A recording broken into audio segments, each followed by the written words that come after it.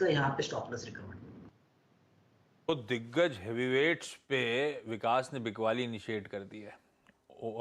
ITC और Larsen and Toubro दोनों पे सेल कॉल आता हुआ, माइनस दोनों बाय के साथ जा रहे हैं। फार्मास्यूटिकल सही कह रहे हैं, पिछले शो में बहुत बातचीत हुई थी, तो फार्मा अभी भी प्रेफर्ड पॉकेट है।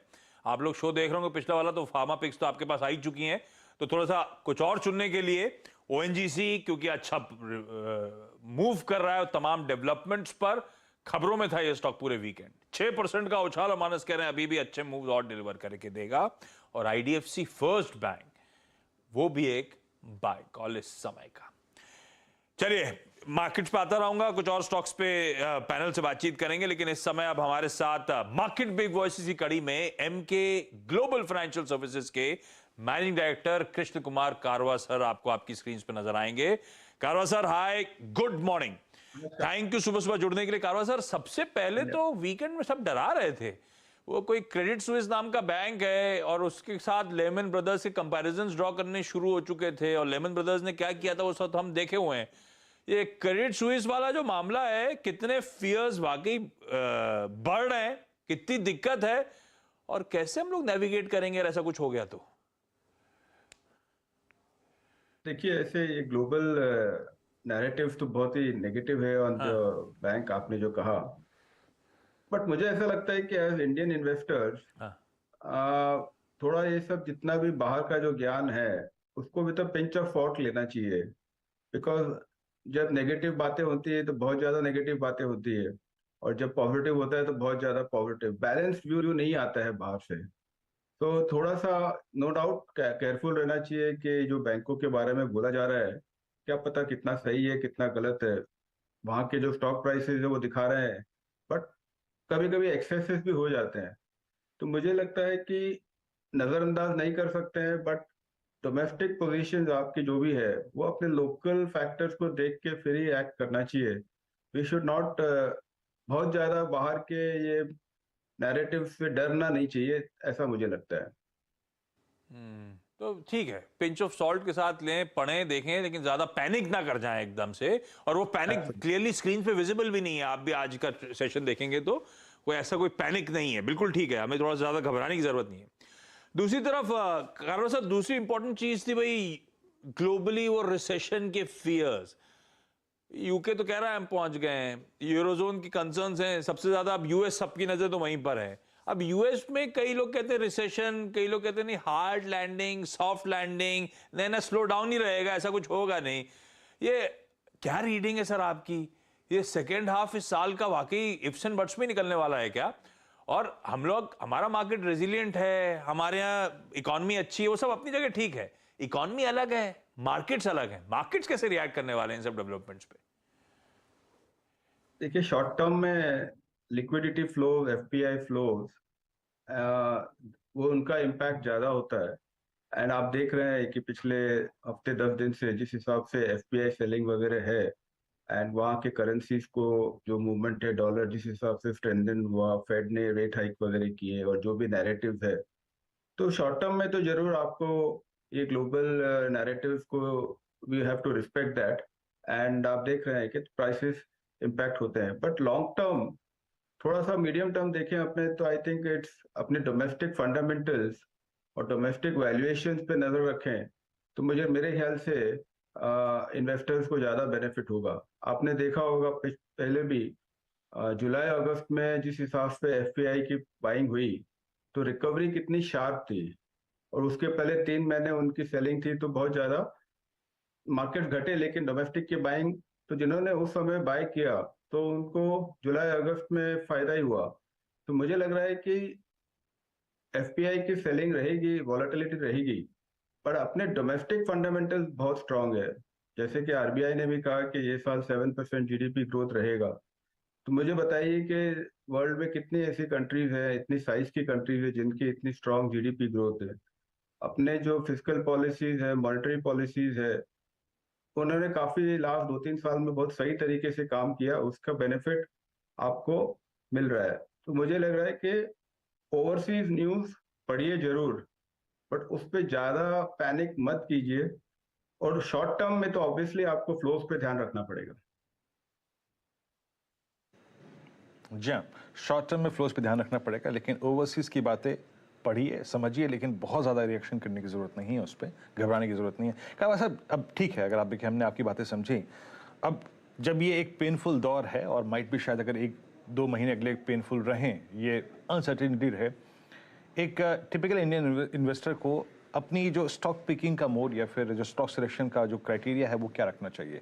हमने देखा पिछले 5-7 दिन की टर्बुलेंस में बाजार ने अपने आप को डिफेंसिव्स की तरफ मोड़ लिया, एफएमसीजी की तरफ, फार्मा की तरफ। सर, आप इन टर्बुलेंस के बीच में, अनसर्टेनिटीज के बीच में किन सेक्टर्स पे ज़्यादा फोकस कर रहे हैं? पिकिंग कहाँ पे ज़्यादा आप लोगों ने करी है इस वक्त? फिर जहाँ पे बिजनेस मोमेंटम देखेंगे तो ऑब्वियसली फाइनेंशियल सर्विसेज में बिजनेस मोमेंटम बहुत अच्छा है, बैंकिंग क्रेडिट ग्रोथ बहुत ही बढ़िया है।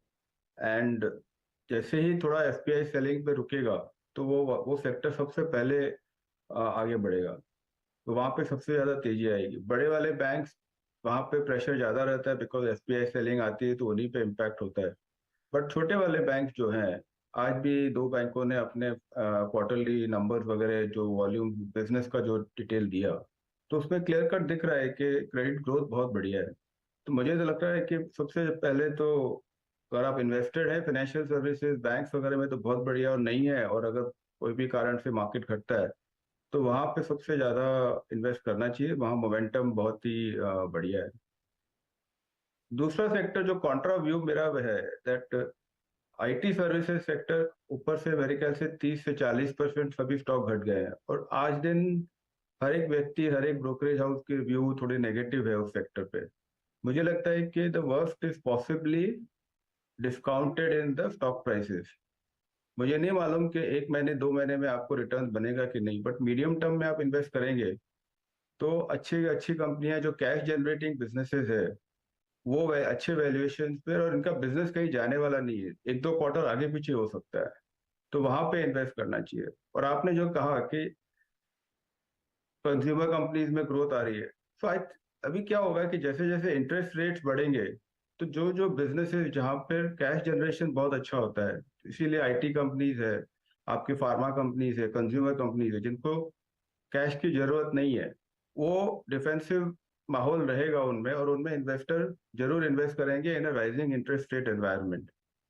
तो डेफिनेटली वहां पे थोड़ा मोमेंटम रहेगा। कंज्यूमर कंपनीज में दूसरा ये भी बेनिफिट आना चाहिए कि जो इनपुट प्राइसेस वगैरह बहुत प्रेशर था उनको पिछले 2 क्वार्टर में, मेरे ख्याल से ये क्वार्टर की कमेंट्री के साथ साथ थर्ड क्वार्टर ऑनवर्ड उनमें जो इनपुट प्राइसेस वगैरह का जो मार्जिन पे प्रेशर था वो भी आपको दिखेगा कि कम होते जाएगा। तो उसकी वजह से भी स्टॉक प्राइसेस में अभी पॉजिटिव मोमेंटम क्रिएट हो रहा है। फार्मा ओवरऑल आप देखेंगे तो रिटर्न्स वगैरह बहुत अलग अलग बिजनेसेस हैं, और जो भी ज्यादा यूएस फोकस्ड कंपनीज हैं उनमें प्रेशर रहेगा, क्योंकि वहाँ जेनरिक फार्मा प्राइसेस कंटिन्यूसली घटते जाते हैं। But domestic focus pharma companies जो है या स्पेशलिटी फार्मा कंपनीज जो है उनमें जरूर बिजनेस मोमेंटम बढ़िया बनेगा। तो कारवा सर, आप कह रहे हो ये जो वॉलेटिलिटी, ये करेक्टिव मूव जब भी आ रहे हैं, ये कोई घबराने की जरूरत है नहीं, हमें एक्यूमुलेट करना है कोई selective banks, IT, consumer names. ये भी लग रहा है क्या कि अगर पेन आया भी तो हम जो करेक्शन में जाएंगे शायद प्राइस वाइज डैमेज ज्यादा ना हो, हम शायद टाइम वाइज डैमेज ज्यादा देखें? ऐसा हो सकता है क्या, टाइम वाइज करेक्शन में चले जाएं? नहीं जरूर, बट आई थिंक थोड़ा प्राइस करेक्शन भी होगा तो भी आई थिंक आपको थोड़ा एवरेज करने की जगह रखनी चाहिए। बट आपने सही कहा कि मोर देन प्राइस करेक्शन समय टाइम करेक्शन हो सकता है, and investors should be prepared for that. I think short term में रिटर्न्स आना कोई जरूरी नहीं है, बट अगर सही स्टॉक्स है तो आई थिंक मीडियम टर्म में आपको बढ़िया रिटर्न्स बनेंगे। ये बाय द डिप वाला मार्केट अभी भी है मुझे ऐसा लगता है, बट क्वालिटी कंपनीज के अंदर I mean poor management, poor balance sheet, उन कंपनियों में अभी फिलहाल बिल्कुल इन्वेस्ट नहीं करना चाहिए, क्योंकि गलती से समझो नेगेटिव एनवायरनमेंट या ग्लोबल एनवायरनमेंट थोड़ा और भी एक्सटेंड हो गया तो बड़ी कंपनियां हैं या जिनकी बैलेंस शीट स्ट्रांग है, जो मार्केट लीडर्स हैं, उनकी कैपेबिलिटी है to handle that and to come out of it. Weak कंपनियों में तकलीफ हो सकती है, तो पोर्टफोलियो को बहुत ही स्ट्रांग रखना चाहिए। अच्छा कावा साहब, एक और बात आपसे पूछना चाहूँगा यहाँ पे। अभी हम आज भी जब ऑटो कंपनियों की सेल्स फिगर के बारे में बात कर रहे थे तो अच्छी सेल्स फिगर्स थी, स्पेशली अगर आप देखिए मारुति अच्छी सेल्स फिगर पोस्ट करी, नए लॉन्चेस को बहुत स्ट्रॉन्ग रिस्पांस मिला है। अगर आप देखें प्री लॉन्चेस बुकिंग जो काफ़ी अच्छी खासी हैं, लुक एट M&M, अब उनके पास एक EV व्हीकल भी है। लेकिन बात यह है कि हर चीज़ एक प्राइस पे अच्छी लगती है। Since it's a festival I think month, मेरा ये प्रश्न पूछना काफ़ी ज़रूरी है। निफ्टी जो ऑटो था उसने एक गजब का मूव दिया। आई मीन मार्च 2020 में जो इंडेक्स 4700 तो का था, आज ये करीब करीब 12,000 की ट्रैजेक्टरी में है सर। ऑटो को अगर आप बहुत अच्छा पैसा कमा चुके हैं तो क्या यहाँ पे थोड़ा सा ऑफलोडिंग करना ठीक रहेगा, या फिर आपको लगता है कि नहीं कमिटेड रहिए, या फिर इनफैक्ट थोड़ा सा कॉमर्शियल व्हीकल सेगमेंट की तरफ चले भी जाइए तो कोई दिक्कत की बात नहीं होगी, वहाँ अपना पैसा नहीं बनाया अभी? अभी भी मोमेंटम है, अभी तो साइकिल से बाहर निकले हैं ऑटोज, एंड मेरे ख्याल से आने वाले 2 साल में अभी भी अच्छे रिटर्न बनेंगे। तो आपके रिटर्न ऑलरेडी पोर्टफोलियो में बन गए हैं तो बहुत बढ़िया बात है। बट अभी भी passenger vehicles, commercial vehicles, two wheelers, अलग अलग सिलेक्टेड कंपनीज में अपॉर्चुनिटी फिर से आने वाले 2 साल के हिसाब से बढ़िया ही है। मोमेंटम अभी शुरू ही हुआ है। और ऑटो एंसिलरीज भी, उसमें भी लोकल बिजनेस प्लस एक्सपोर्ट्स की भी बहुत अच्छी अपॉर्चुनिटीज है। तो ऑटो एज ए सेक्टर हम बहुत पॉजिटिव है, selective positive.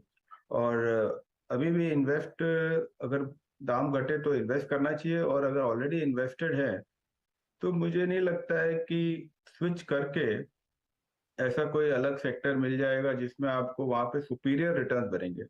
I think profit booking में सबसे इम्पोर्टेंट यही ध्यान रखना चाहिए कि आप जो स्विच कर रहे हैं तो आपका एक्सपेक्टेशंस क्या है कि वहां दूसरे सेक्टर में आपको रिटर्न शायद बेटर बन सकते हैं, तो बात अलग है। अदरवाइज अभी भी ऑटोज में नेगेटिव नहीं होना चाहिए। आई थिंक आपको पॉजिटिव ही रहकर इन्वेस्टेड रहना चाहिए। स्टे लॉन्ग ऑन ऑटोज, ये अगर आप देखें कावा साहब की बात है, और उन्होंने कहा कि फिलहाल अगर आप देखें इस जोन से या फिर स्पेस से एग्जिट करने की जरूरत नहीं है। अच्छा सर, कुछ थीम्स जिन्होंने पिछले 2 साल में पैसा बना के दिया बार बार, वो थी केमिकल, अभी भी अगर आप देखें पैसा कमा के दे रही है। लेकिन इस कोविड के दौर में होटल्स, पोस्ट अगर आप देखें आई थिंक कोविड, होटल्स ने जो मूव दिया, आई मीन हमने अपने करियर में इंडियन होटल्स पे इतना स्ट्रॉन्ग स्विंग नहीं देखा था। आज भी आपके साथ बातचीत करते करते सर स्टॉक्स 52 वीक हाई पे, ऑल टाइम हाई पे, और लगभग 2 साल के हाई पे ट्रेड कर रहे हैं। Look at Taj GVK at 52 week high. इस स्पेस में अगर आप पैसा कमा चुके हैं तो कमिटेड रहें क्या? अभी भी आपको लगता है कि ये स्पेस पैसा बना के देगा, जिस प्रकार के रूम टैरिफ्स हैं, जिस प्रकार की डिमांड है उसको देखते हुए, या फिर यहाँ पर अगर आप प्रॉफिट बना चुके हैं तो उस प्रॉफिट को कैश में कन्वर्ट करने का टाइम है? जी देखिए, ऐसा है कि होटल्स में जो ऑक्यूपेंसी लेवल्स है एंड वेरी हाई, एंड लेकिन होटल कैपेसिटीज ओवरनाइट क्रिएट नहीं हो सकती है। कोई भी होटल आप खड़ा कीजिए तो उसको 3, 4, 5 साल लगते हैं तो कैपेसिटीज क्रिएट करने के लिए। तो आने वाले 2 2.5 साल में ऐसे कोई बहुत बड़ी कैपेसिटीज ऐड नहीं होने, रूम्स नहीं ऐड हो रहे हैं। तो मेरे ख्याल से ये जो मोमेंटम है एंड वो रहेगा, अभी भी मोमेंटम रहेगा। स्टॉक्स जरूर अच्छे चल रहे हैं और थोड़े और भी बेटर होंगे। जिन्होंने इन्वेस्ट किया है उनके लिए बहुत बढ़िया है। आगे भी अभी मुझे तो लग रहा है कि मोमेंटम 2-1 साल तक तो और बना रहेगा, अगर ऐसे इंडियन इकोनॉमी ठीक रही। और अभी भी ग्लोबल ट्रैवलर्स तो अभी तक शुरू हुए ही नहीं है फुल स्पीड से आना। ये तो सिर्फ लोकल ट्रैवलर्स की वजह से, और बिजनेस ट्रैवल भी अभी पिकअप हुआ है।